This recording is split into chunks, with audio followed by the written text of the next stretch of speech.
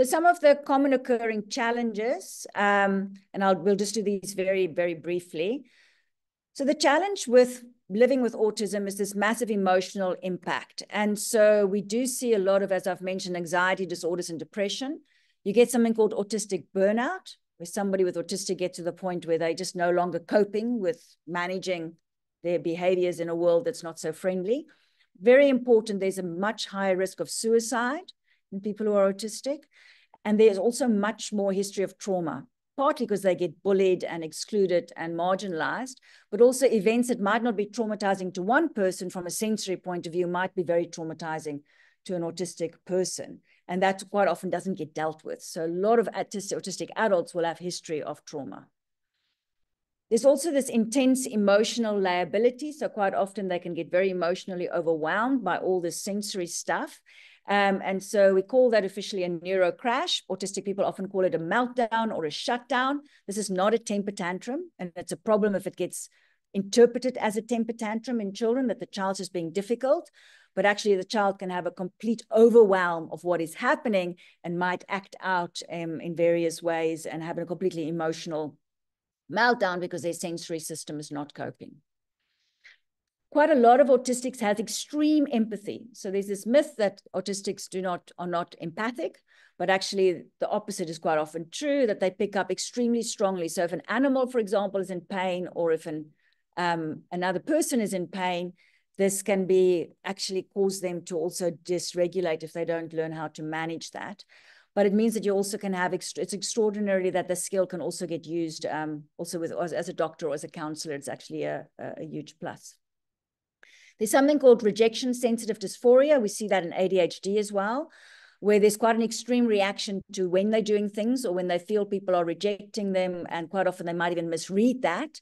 And an extreme sensitivity to rejection and to making mistakes.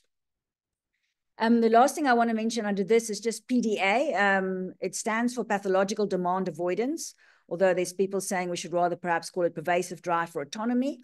Also see it quite often, more often in children. There's quite often a lot of anxiety determined, but this need for things not to change and for things, meaning an over needing to control what is happening. And anybody that tries and tell them not to do something, even if somebody tells them, I want you to do this, and even if it's something they want to do, somebody else tells them to do it, then they're no longer going to do that. So anything that faces their autonomy. So you can imagine in a school setting or in a at-home setting, cleaning your room or doing your homework, being asked to do something, that there's an automatic reaction to not do that. And this, of course, can cause huge challenges within teaching and in schools. But being autistic can also, in terms of cognitively functioning in the world, executive functioning is difficult. It's difficult to plan stuff. It's difficult to figure out how to do stuff. It can impact on your learning because there's various learning difficulties that can be a result of autism. Slow processing speed is a major issue. So it might be more of an issue at school, but then you fly when you're in a university setting and can work at your own space. But quite often also, if somebody doesn't explain the task properly, doesn't explain properly what needs to happen, you might misunderstand what's actually going on. But also difficulty in language skills. You get actually different types of things. You get some kids who talk very late or really struggle with verbal communication. And then you get some kids who actually talk extremely early and have extremely comprehensive vocabularies and language skills, but then struggle in other ways of organizing language. So that can have quite a big effect on language. And then interestingly, there are certain medical and health conditions we see more in autistic people. So sleep eating disorders, gastrointestinal issues, obesity is an issue, irregular menstruations is an issue. But important to note that epilepsy, there's more common, certainly a higher incidence of epilepsy in autistic people. And it's something that you can also consider in autistic people, especially people with epilepsy who are struggling to cope with executive functioning and having other issues in terms of managing in their life. It might be that they're also autistic. And then there's various interesting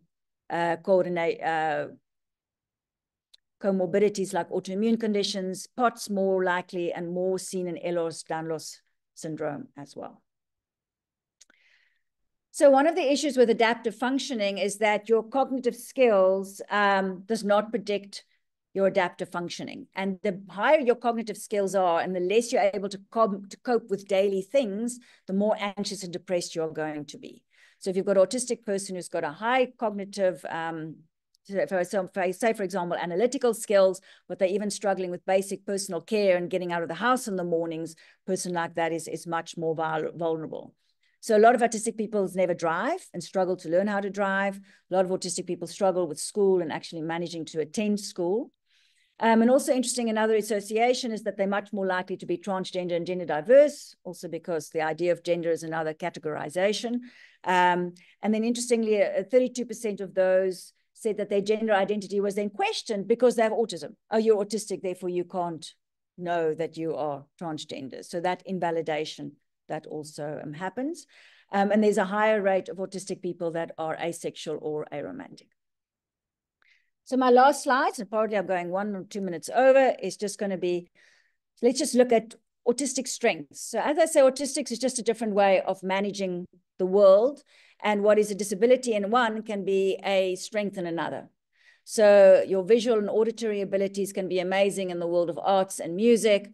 Your smell, tastes, and cooking and winemaking. Some people actually have better proprioception and balance than others. But also their amazing ability to systemize information, to narrowly focus on information, to be very systematic, to be able to actually bring up associations that neurotypicals don't think of because we've pre-categorized information, makes them very powerful within analytical thinking. So also this intense interest, their ability to research particular topics extensively. This inflexibility means they've got extraordinarily consistency and reliability within working conditions. You get quite a lot of stand-up comedians, very good with sarcasm, wordplay, dark humor, so have their own particular way of how they work with language and words. And then I've mentioned this high affective empathy. So very thoughtful and loyal friends, but also very deeply affected by injustice or things happening that are not right. And a very good example is Greta Thunberg, who's autistic and been very involved in fighting for climate change issues. That's definitely her special interest, been very committed to that, very willing to go the extra mile, and extremely powerfully advocating for such issues. So that's my last slide. Autism awareness is if you know who I am. Autism acceptance is if you are glad to see me. I've used the DSM-5, and there's an amazing book called Is This Autism?, which is a textbook for clinicians diagnosing autism. And it's been very good at being able to really extend this picture of the DSM classification. Thank you very much.